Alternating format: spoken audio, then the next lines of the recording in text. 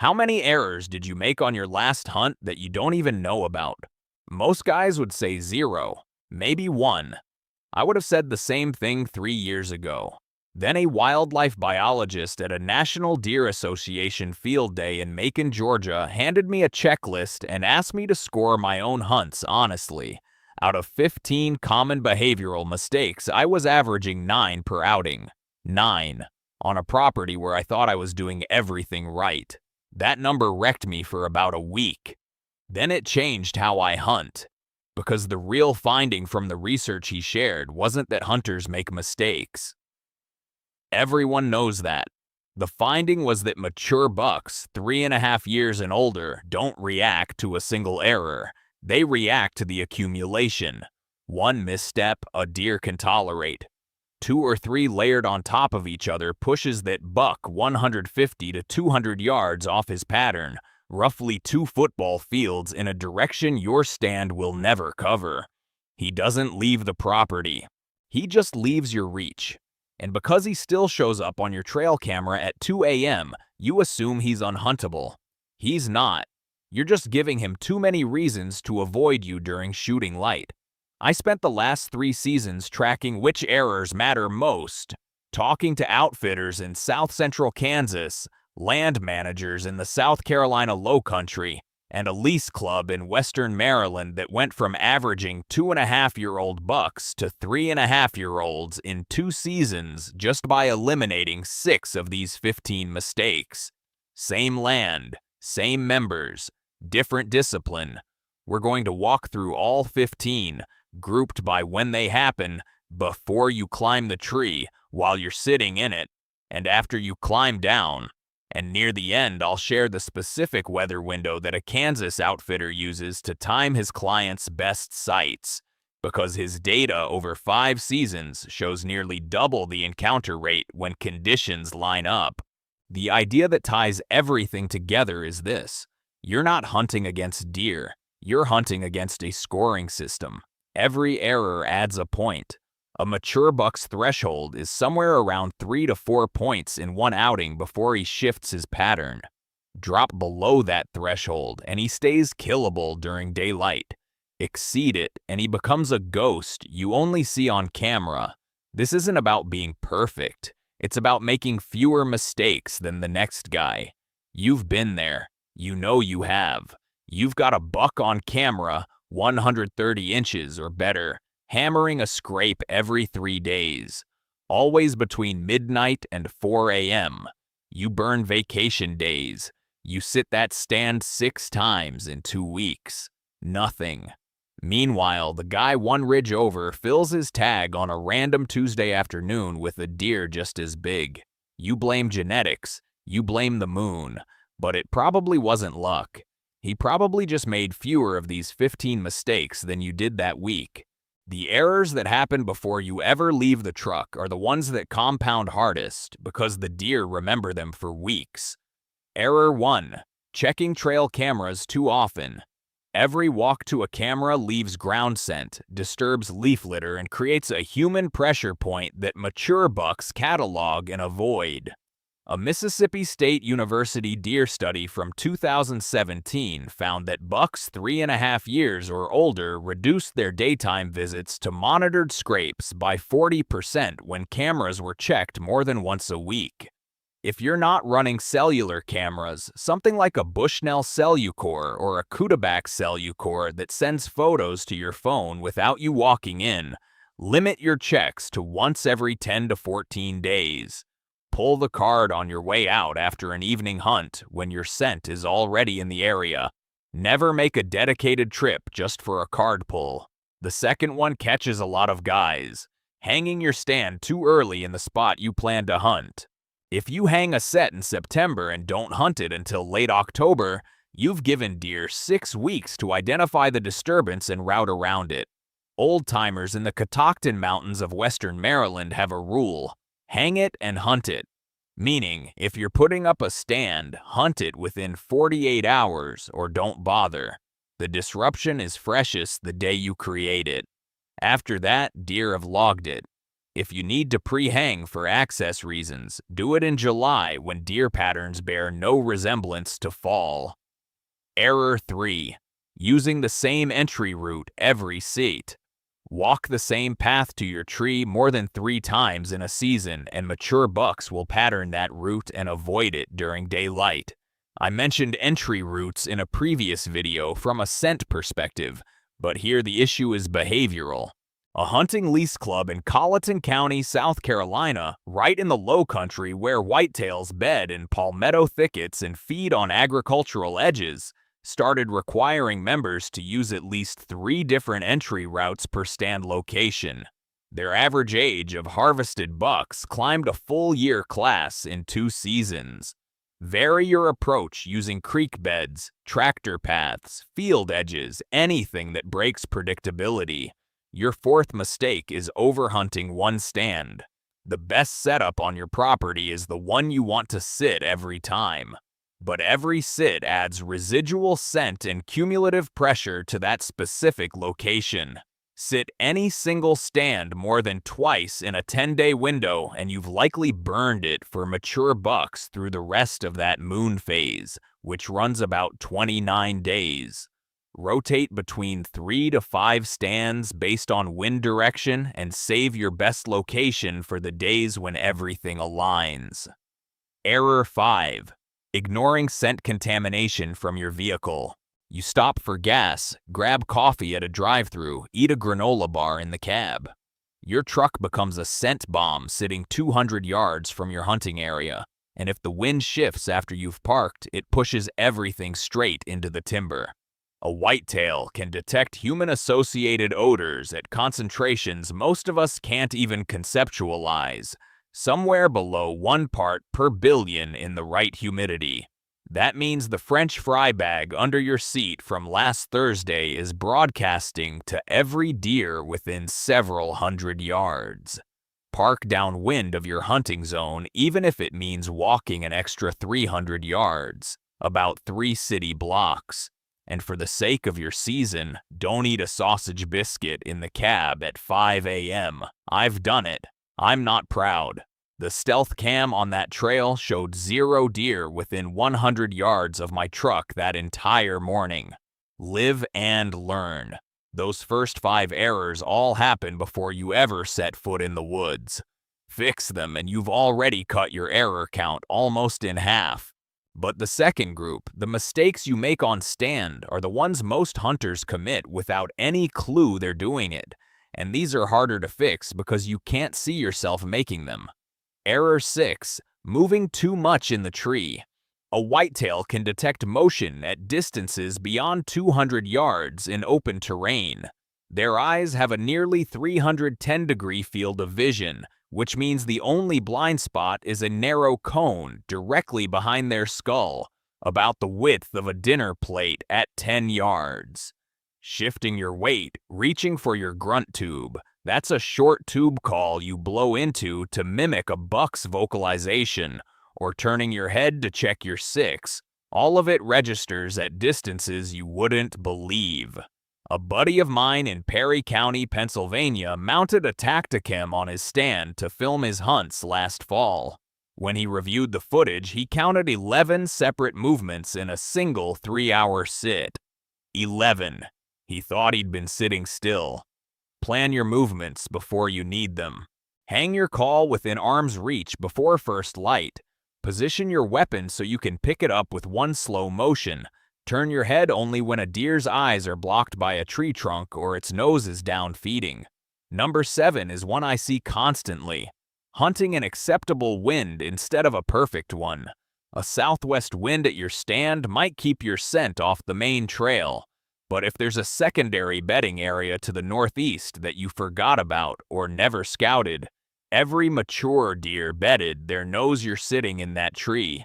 I can't tell you how many times I've hunted a wind that was good enough, and then watched a buck blow out of a bedding area I hadn't accounted for. Hunt only on winds that push your scent toward dead zones, open fields, roads, water, or terrain deer don't use. Not just away from the primary trail. If the wind isn't right for your best stand, sit a different one. Discipline is the whole game here. If you're enjoying this so far, subscribe. We've got more of these coming. Error 8. Sitting all day on the wrong dates. All-day sits are powerful during the rut, roughly late October through mid-November across most of the whitetail range. But sitting dawn to dark during early October or late December is often counterproductive. Your body sheds roughly 36 million bacteria per hour just sitting in a tree. Over a 10-hour sit, that's a biological cloud that lingers in the canopy and on the ground long after you climb down. Early season, hunt mornings only or evenings only, 3-hour sits maximum. Save the all-day marathons for the 7 to 10 days when bucks are cruising hard looking for does. A Wired to Hunt blog analysis of trail camera data on a 400-acre property in Garrett County, Maryland found that 73% of daylight mature buck sightings between November 1st and November 15th occurred between 9 a.m. and 2 p.m. That's the window most morning-only hunters miss entirely. That's when all-day sits pay off. But only during that narrow rut window. The 9th error is one I see on public land every single November. Calling too aggressively or at the wrong time. A grunt tube or a set of rattling antlers, which are real or synthetic antlers you clash together to simulate two bucks fighting, can bring a deer running in a hurry. But only if one is close enough to hear it and in the right hormonal state to respond. Blind calling, meaning calling when you can't see a deer, works during the pre-rut and peak rut. It almost never works in early season or late season, and in pressured areas it educates bucks to associate that sound with human presence. I've watched guys on public land in South Georgia blow a grunt tube every 8 minutes for an entire morning. By mid-November, every deer on that ridge knew exactly what a Primos hardwood grunter sounded like and exactly what it meant. If you're going to blind call, keep it to 1 or 2 short sequences per hour and only during confirmed movement phases. A Flextone headhunter or a simple hardwood grunt call costs under $15 and works fine. The call isn't the problem. The discipline behind it is. Error 10. Not ranging landmarks before the moment matters. This isn't gear snobbery, it's math. An arrow from a compound bow drops roughly 6 inches between 20 and 30 yards. At 40 yards, the drop is closer to 14 inches, about the height of a bowling pin. A Vortex Ranger 1800 runs about $300 and eliminates the #1 cause of wounded deer. Misjudged distance. Range 5 or 6 landmarks the moment you settle into your stand. That stump is 22 yards. That fence post is 34, roughly the distance across a basketball court. That white oak is 47, about the length of a semi-truck with trailer. When a buck steps out, you already know the yardage before you draw or shoulder your rifle. This next one, number 11, trips up even experienced hunters, setting up directly over a scrape instead of downwind of it. Scrapes are patches of bare ground where bucks paw the dirt and leave scent from glands on their hooves and legs, marking territory. Most guys see a hot scrape. That's one being actively visited and hang a stand right over it. Research from the University of Georgia's Deer Lab showed that mature bucks scent check scrapes from 30 to 60 yards downwind, roughly the length of a bowling alley to the distance across a basketball court, about 85% of the time. They circle, they verify with their nose, and they only commit if they don't detect danger. Your stand should be 15 to 20 yards downwind of the scrape. The hunter sitting directly over it sees the does. The hunter offset 40 yards downwind sees the bucks. Error 12. Hunting terrain features instead of transition zones. Everyone talks about funnels, which are narrow strips of cover between 2 open areas that force deer through a bottleneck. Funnels work, but the deadliest spots are transitions, the places where habitat types change. where hardwoods meet a clear cut. Where a CRP field, that's a Conservation Reserve Program grassland that the government pays farmers to keep fallow, butts up against a creek bottom. Where standing corn meets a ridgeline. Deer move along edges because edges offer both food and escape cover within a few steps. A 10-year harvest map from a lease club in Rice County, Kansas showed that 68% of their mature buck kills occurred within 40 yards of a habitat transition. Not in the timber, not in the field, right on the seam. The third group is what you do after the hunt, and these set up your failure for next time. Error 13. Walking out through the zone you just hunted. After an evening sit, most guys climb down and walk straight back through the timber to their truck.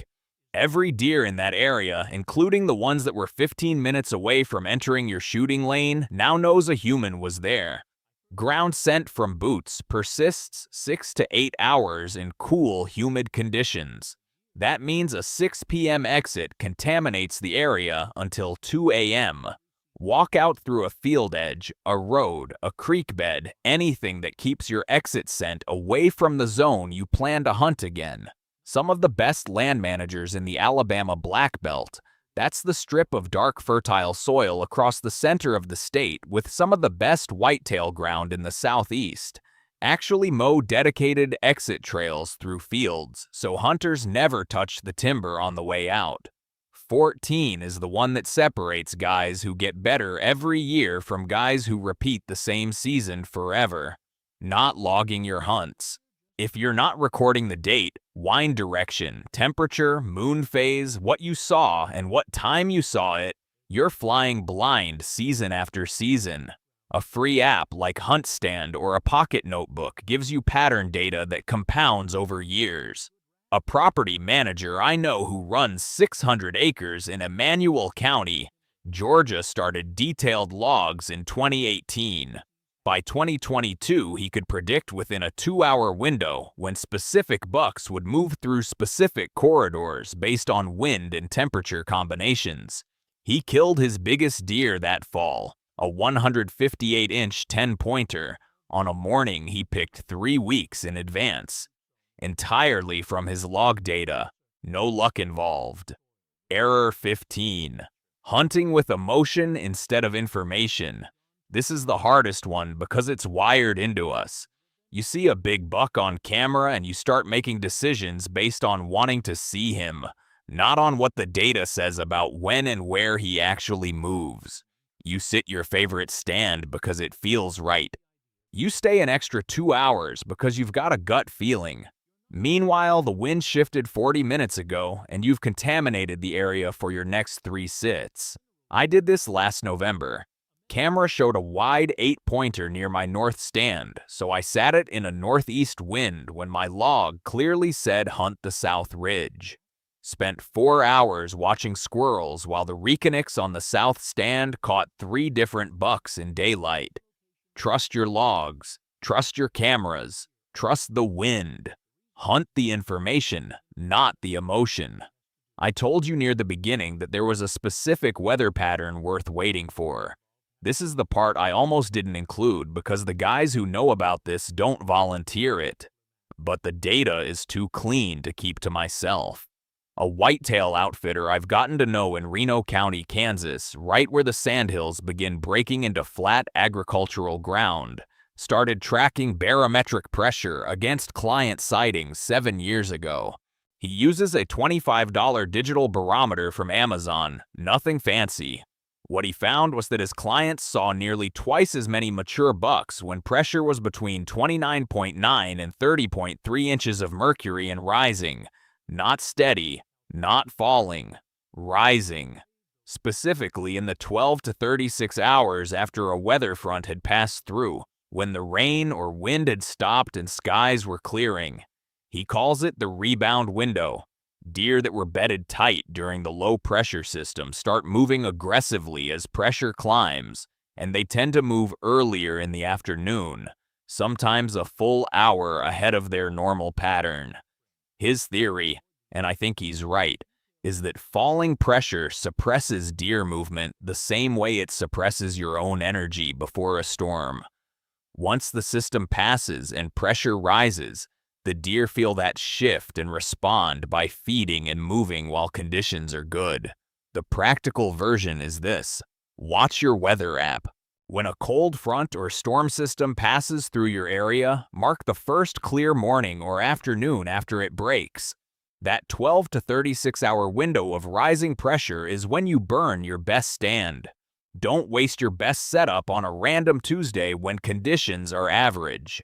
Over 5 seasons and roughly 120 guided clients, his rebound window sits produced a 34% shot opportunity rate versus 19% for non-rebound sites. Same properties, same deer, same stands. Nearly double the encounters just by matching the site to the barometer. He doesn't even book his best stands for clients on their first day anymore.